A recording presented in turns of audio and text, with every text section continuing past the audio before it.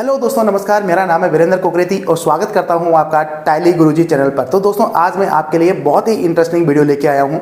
इसकी ज़रूरत आप सभी को है क्योंकि आप सभी टैली से रिटर्न फाइल जरूर करते होंगे जीएसटी की, और जीएसटी की रिटर्न फाइल करने में कुछ एरर आ ही जाते हैं।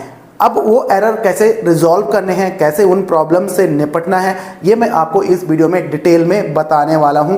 तो वीडियो को बिल्कुल भी मिस मत करना, कहीं पे भी स्किप मत करना। आपके लिए ये वीडियो बहुत ही बढ़िया होने वाला है। तो दोस्तों, आप में से अधिकतर लोग टैली से रिटर्न फाइल करते होंगे, यानी कि जेसोन को डायरेक्ट जीएसटी के पोर्टल में अपलोड करते होंगे। लेकिन प्रॉब्लम कहाँ पे आती है कि जब फाइल को जीएसटी पोर्टल पे अपलोड करते हैं, जैसे कि GSTR-1 की जेसोन फाइल, तो वहाँ पे एरर आ जाता है और एरर आने की वजह से जो रिटर्न है वो फाइल नहीं होती है। अब इसमें आपके पास क्या सोल्यूशन रह जाता है? आप उसको फिर क्या करते हैं, या तो एक्सेल में बनाते हैं या ऑफलाइन यूटिलिटी के थ्रू जो है इस जेसोन फाइल को क्रिएट करते हैं, वैलिडेट करते हैं और फिर जीएसटी की रिटर्न भरते हैं। तो यहाँ पे मैं आपको ज़्यादा नहीं, 2-3 स्टेप बताऊंगा। 2-3 स्टेप में आपका जो सारा प्रॉब्लम है रिजॉल्व हो जाएगा। 100% आपको यहाँ पे सॉल्यूशन मिलेगा। तो दोस्तों, वीडियो पूरी जरूर देखना, कहीं पे स्किप मत करना, किसी भी पॉइंट को स्किप मत करना। और अगर आप मेरे चैनल पे नए हो तो दोस्तों, चैनल को सब्सक्राइब कर देना, साथ ही साथ बेल आइकन को क्लिक करके ऑल नोटिफिकेशन को भी ऑन कर देना यार। उससे क्या होगा कि आपको नई वीडियो की नोटिफिकेशन मिलती रहेंगी, क्योंकि इस चैनल पे मैं और भी बहुत सारी इंटरेस्टिंग वीडियोस लेके आने वाला हूं। और सबसे बड़ी बात, टैली का एडवांस कोर्स भी लेके आने वाला हूं, क्योंकि टैली में एडवांस में बहुत सारी चीज़ें आ जाती हैं। वो भी मैं वीडियो यहाँ पे लेके आने वाला हूं जल्दी ही। अभी उसकी प्रिपरेशन चल रही है। और दोस्तों, अगर वीडियो अच्छी लगे तो वीडियो को लास्ट में लाइक जरूर कर देना, और हो सके तो शेयर भी कर देना अपने फ्रेंड सर्कल में। तो चलिए, मैं आपको कंप्यूटर स्क्रीन पे लेके चलता हूं और बताता हूं कि इन एरर्स से आपको कैसे निपटना है, चुटकियों में कैसे आपने अपनी GSTR के रिटर्न को फाइल करना है। तो चलिए चलते हैं कंप्यूटर स्क्रीन पे। तो दोस्तों, वीडियो ज़्यादा लंबी नहीं है, छोटी सी वीडियो है, लेकिन वीडियो को पूरा जरूर देखना, कहीं पे भी कोई स्टेप मिस मत करना। सारी चीज़ें ध्यान से आप सुनिए और देखिए। तो सबसे पहले तो हम क्या करते हैं, टैली में GSTR-1 में चले जाते हैं, जिसको कि हमें फाइल करना है। तो यहाँ पे डिस्प्ले में आपने जाना है। डिस्प्ले में जैसे हम गए statutory reports and GSTR reports at GSTR-1 पे। तो अभी जो मैं रिलीज यूज़ कर रहा हूँ वो है टैली प्राइम 4.0। ओके, तो यहाँ पे ये आपकी रिपोर्ट है। ये मैंने एक डम्मी कंपनी बनाई हुई है और इसमें मैंने कुछ एंट्रियाँ की हुई हैं। तो यहाँ पे आप देखेंगे कि आपका जो सारी एंट्रीज आ रही हैं या नहीं आ रही है, पहले आपने चेक कर लेना है। जो आपकी एंट्रीज यहाँ पे आ रही हैं उनको, जैसे कि यहाँ पे आ रही है 54 एंट्रीज आ रही हैं, रेडी टू एक्सपोर्ट 54 एंट्रीज। अगर यहाँ पे कुछ अनसर्टेन ट्रांजेक्शन में आ रही है तो उसको तो पहले आपने सही तरीके से सही कर देना है। जो भी एंट्री आपकी यहाँ पे है वही आपकी रिटर्न में इंक्लूड होंगी। तो यहाँ पे अगर आपको HSN की डिटेल्स भी देखनी है तो वो भी आपकी यहाँ पे आती हैं, और अगर आपको नहीं चाहिए तो आप यहाँ उनको डिसेबल कर सकते हैं। तो यहाँ पे सारी चीज़ें यहाँ पे इस तरह से आती हैं। यहाँ पे अगर अनसर्टेन ट्रांजेक्शन में कोई भी वाउचर आ रहा है, कोई भी एंट्री आ रही है, उसको आपने सही कर देना है। तो जब तक आप इन अनसर्टेन ट्रांजेक्शन को सही नहीं करते हैं तब तक आपकी रिटर्न तो वैसे भी सही नहीं है। तो प्रॉब्लम कहाँ पे है? प्रॉब्लम, अगर आपकी ये सारी चीज़ें सही हैं, आपने अनसर्टेन ट्रांजेक्शन को भी सही कर दिया है, लेकिन जब आप यहाँ से जेसोन बना रहे हैं और वो जब आप GSTR रिटर्न पे जाते हैं, यानी कि GST पोर्टल पे जाते हैं और जेसोन फाइल को अपलोड करते हैं, तो वहाँ पे एरर आता है। यहाँ पे आपने चेक कर लिया सब कुछ ओके है, कोई प्रॉब्लम नहीं है, तो यहाँ पे आपने कुछ स्टेप फॉलो करने हैं। तो देखिए, सबसे पहले जो प्रॉब्लम आता है ना, वो आपके 2 जगह ही प्रॉब्लम आता है। जैसे कि आपको GST में दिखाता है, जब आप फाइल अपलोड करते हैं तो वहाँ पे बोलता है कि भाई कोई अपडेटेड वर्जन आप जो है सॉफ्टवेयर का यूज़ करिए और उससे एक जेसोन फाइल बनाइए। जो लेटेस्ट वाला रिलीज है या लेटेस्ट वाला जो वर्जन है उसको आप यूज़ कर रहे हैं, उससे आपने जेसोन बनाई, तब भी इस तरह का एरर आता है। तो आपने यहाँ पे कुछ चीज़ें ध्यान देनी है। सबसे पहले जो ये एरर आता है ना, ये 2 वजह से एरर आता है। पहला एरर क्या है कि या तो आपकी पार्टीज़ की GST नंबर हैं वो कहीं गलत हैं, या तो इनएक्टिव हो गए हैं या क्लोज हो गए हैं, बंद हो गए हैं, किसी भी रीजन की वजह से। तो इस केस में आपकी GSTR-1 फाइल नहीं होती है। अब या तो आपको एक एक पार्टी के GST नंबर को फाइंड करना है कि भाई कौन सा GST नंबर जो है वैलिड है या इनवैलिड है। अगर इनवैलिड है, इनएक्टिव है, तो फिर आपको उसको सही करना पड़ेगा, अनरजिस्टर्ड में डाल के फिर करना पड़ेगा, फिर हो जाएगा। लेकिन एक साथ भी आप सभी के GST नंबर को चेक कर सकते हैं, वो भी मैं अभी आपको यहाँ पे बताऊंगा। अब जो एरर आने का दूसरा रीज़न होता है वो होता है आपका HSN। अब HSN, जैसे कि आप यहाँ पे देखेंगे, HSN में अब ये नए वाले रिलीज में थोड़ा सा इसको चेंज कर दिया, यानी कि जैसे मेरा ये क्वार्टर का मैंने खोला है तो यहाँ पे इस तरह से दिखा रहा है। तो यहाँ पे ये देखेंगे तो यहाँ पे HSN आपके डुप्लीकेट नहीं होने चाहिए। अब डुप्लीकेट किस केस में होते हैं?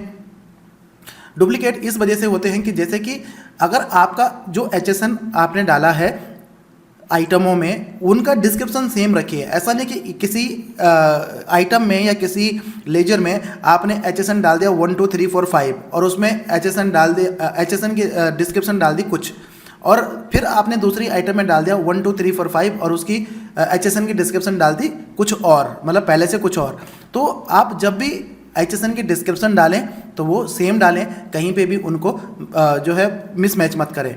अब उससे होता क्या है कि HSN डुप्लीकेट की प्रॉब्लम आ जाती है, और HSN डुप्लीकेट होने की वजह से वो आपके रिटर्न फाइल नहीं होती है। अब ऐसा हो सकता है, डुप्लीकेट का मतलब है कि ऐसा हो सकता है कि आपका HSN है, जैसे कि ये HSN है, इसमें आपका कुछ 5% का है, कुछ आपका 12% का है, ऐसा हो सकता है। तो उस केस में वो डुप्लीकेट नहीं होता। लेकिन अगर सेम रेट का 18% का आपका एक में आ रहा है, कुछ अमाउंट 18% का दूसरे में आ रहा है, कुछ अमाउंट उसका HSN कोड सेम है और डिस्क्रिप्शन चेंज, इस वजह से वहाँ पे 2 बार शो करे, तो इस वजह से भी प्रॉब्लम आ सकती है। अगर आपको फिर भी फाइंड नहीं हो रहा है कि भाई ये प्रॉब्लम क्यों आ रही है, तो उसकी भी कोई दिक्कत नहीं है, फिर भी आप अपनी रिटर्न को फाइल कर सकते हैं। तो आपने करना क्या है, बेसिकली आपने यहाँ पे HSN, अगर आप HSN को फाइंड नहीं कर पा रहे हैं कि भाई कौन सा डुप्लीकेट है, या बहुत सारे HSN है उनको आपको दिक्कत लगती है कि भाई ये फाइंड नहीं हो सकता है, तो अगर इस तरह की प्रॉब्लम आती है तो आपने जो है HSN को डिसेबल कर देना है। जब आप एक्सपोर्ट करेंगे तो मतलब वहाँ पे HSN को डिसेबल कर देना है, जिसकी वजह से आपका HSN की समरी ना जाए। वो आप मैनुअली, जब आपका GSTR1 अपलोड हो जाता है प्रॉपरली, तो फिर आप मैनुअली GST की जो HSN की डिटेल्स हैं उसको आप मैनुअली भी डाल सकते हैं। लेकिन मेन जो है वो है आपके वाउचर्स, कि वाउचर्स को कैसे लेके आना है, मतलब वाउचर्स आपके अपलोड होने चाहिए। तो वाउचर आपके अपलोड हो जाएंगे और आपके GST जो डॉक्यूमेंट समरी है वो भी आपकी अपलोड हो जाएगी, तो उसमें भी कोई दिक्कत नहीं आएगा। डॉक्यूमेंट समरी में तो कोई दिक्कत आता नहीं है, लेकिन HSN में दिक्कत आता है। HSN की वजह से एरर आता है। और दूसरा एरर आता है जो कि मैंने अभी आपको बताया कि भाई GST नंबर की वजह से, जिसको आपने GST इनवाइस काटा है वो आपका B2B में है और उसका जो GST वो इनएक्टिव हो गया किसी कारण की वजह से। तो आप सबसे पहले क्या करना, आप अपने GST को आप जो है वैलिडेट कर देना। तो एक साथ कैसे वैलिडेट करना है आपको यहाँ पे बता देता हूँ, मल्टीपल को एक साथ कैसे करना है। तो चार्ट ऑफ अकाउंट में जाना है, यहाँ पे लेजर में जाना है, और यहाँ पे जाने के बाद में आपने चले जाना है लेजर वाइज में, और उसके बाद यहाँ पे ग्रुप चेंज कर देना है, जैसे कि सन्डी डेटर्स। तो सन्डी डेटर्स हो गया। अब यहाँ पे आपने जाना है एक्सेप्शन रिपोर्ट में, और यहाँ पे आपने जाना है अपडेट पार्टी GSTN पे, और यहाँ पे सन्डी डेटर्स ले लेना है, ठीक है, और ऑल आइटम ले लेना है। अब यहाँ पे आप देखेंगे यहाँ पे सारे डेटर्स आपके ओपन हो जाएंगे। यहाँ पे देखिए यहाँ पे बहुत सारों के HSN नहीं आ रहे हैं, तो या तो आप यहाँ पे मैनुअली डाल के इसको सही कर सकते हैं, या जो डले हुए हैं उनको वैलिडेट कैसे करना है वो भी आपको बताता हूँ। तो अगर आपकी ई इनवाइजिंग है या ए बिल आपने अप्लीकेबल कर रखा है तो, और API का इस्तेमाल करते हैं, तो यहीं से डायरेक्टली आप सारे GST नंबर को एक साथ वैलिडेट कर सकते हैं। तो यहाँ पे जैसे कि मैंने ई बिल इनेबल नहीं कर रखा है, तो पहले मैं क्या करता हूँ, ई बिल को इनेबल कर देता हूँ, और फिर आपको यहाँ पे वैलिडेशन का मैं ऑप्शन दिखा देता हूँ कि सभी को एक साथ कैसे करना है।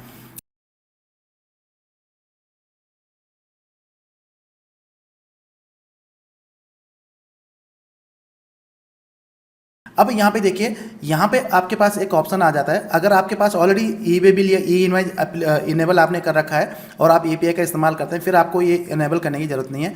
तो यहाँ पे देखिए गेट GSTN/UIN इन्फो, तो इस पर आप जैसे क्लिक करेंगे, तो क्लिक करने के बाद में आपसे पूछता है get GSTN/UIN info for all GST numbers, मतलब ऑल GST को चेक करना है या सिर्फ एक को ही करना है। ऑल पे क्लिक करिए, आपको से आपका API यूजर ID और पासवर्ड मांगेगा, जिससे आप ई इनवाइस या ई वे बिल बनाते हैं वो डाल देना। तो आपको यहीं पे दिखा देगा कि भाई ये आपके GST जो है रेगुलर है, एक्टिव हैं या नहीं है, या इनएक्टिव है। फिर तो आपको आराम से पता लग जाएगा कि भाई कौन सा एक्टिव है कौन सा इनएक्टिव है। तो जो इनएक्टिव है उसको अनरजिस्टर्ड में डाल के उसका बिल बना दीजिए, ठीक है। तो इस तरीके से आप उसको तो फाइंड कर सकते हैं। लेकिन अब दूसरी प्रॉब्लम क्या है, दूसरी प्रॉब्लम ये आ सकती है कि भाई HSN की। तो HSN के लिए आपने क्या करना है, मैं आपको जैसे कि मैंने पहले बताया, जब आप इसको एक्सपोर्ट करेंगे, यहाँ पे एक्सपोर्ट पे क्लिक करेंगे, GST रिटर्न पे जाएंगे। अब यहाँ पे हमारे ये सारे बिल्स आ गए। देखिए सबसे नीचे आपका भी आएगा तो सबसे नीचे HSN समरी और डॉक्यूमेंट समरी आएगा। तो आपने क्या करना है, इसको ना डिसेबल कर देना है, HSN समरी को डिसेबल कर देना है। अगर आपके GST नंबर सब बिल्कुल सही हैं, कोई इनएक्टिव नहीं है, फिर भी आपको प्रॉब्लम आ रहा है, एरर आ रहा है, तो आपने HSN समरी को डिसेबल कर देना है। ये हम क्या करेंगे, बगैर इसके ही GST रिटर्न को फाइल करेंगे। अब हम इसको एक्सपोर्ट करेंगे और एक्सपोर्ट जहाँ पे भी आपकी JSON फाइल जाएगी वहाँ पे आप इसको एक्सपोर्ट कर दीजिए। एक्सपोर्ट करने के बाद में जब आप इस फाइल को अपलोड करेंगे, GST रिटर्न में ऑफलाइन में जाके अपलोड करेंगे, तो फिर आपको कोई एरर नहीं आएगा, गारंटेड कोई एरर नहीं आएगा, क्योंकि आपने सारे GST नंबर वैलिडेट कर दिए हैं, सारे ओके हैं और HSN को आपने डिसेबल कर दिया। तो ये आपकी फाइल जो है अपलोड हो जाएगी। अगर उसमें आपको इस तरह का कोई एरर आता है कि भाई अपने सॉफ्टवेयर के वर्जन को अपडेट करिए या नया लेटेस्ट वर्जन से JSON फाइल बनाइए, तो इस तरह का कोई एरर नहीं है, ये रैंडमली कोई एरर आ जाता है। मतलब कोई ऐसा एरर हो कि जो आइडेंटिफाई नहीं हो पा रहा है, तो सिर्फ यही एरर आ जाता है कि भाई अपने सॉफ्टवेयर को अपडेट करिए और वहाँ से JSON फाइल को एक्सपोर्ट करके फिर इंपोर्ट करिए। तो ऐसा कुछ है नहीं। वैसे अगर आपने ये दो चीज़ें चेक कर दी हैं तो आपको कोई प्रॉब्लम नहीं आने वाला है। अगर HSN आप चेक नहीं कर पा रहे हैं तो डिसेबल कर दो। जब आप GST रिटर्न पे जाए, GSTR 1 के रिटर्न पे जाएंगे तो वहाँ पे नीचे कॉलम मैनुअल भरने के लिए आता है, तो आप यहाँ से देख के वहाँ पे मैनुअल भर सकते हो। तो इस तरह से आप GST की रिटर्न फाइल कर सकते हो दोस्तों, आपको कोई भी प्रॉब्लम नहीं आएगा, कोई भी एरर नहीं आएगा। जितनी ट्रांजैक्शन आपको GSTR 1 में यहाँ पे दिख रही हैं, B2B, B2C या रिवर्स चार्जेस जो भी हैं, तो सारी की सारी आपकी अपलोड हो जाएंगी बिना किसी एरर के। तो उम्मीद करता हूँ कि आपको अच्छे से समझ आ गया होगा कि भाई अगर एरर आता है तो उसको कैसे रिजॉल्व करना है।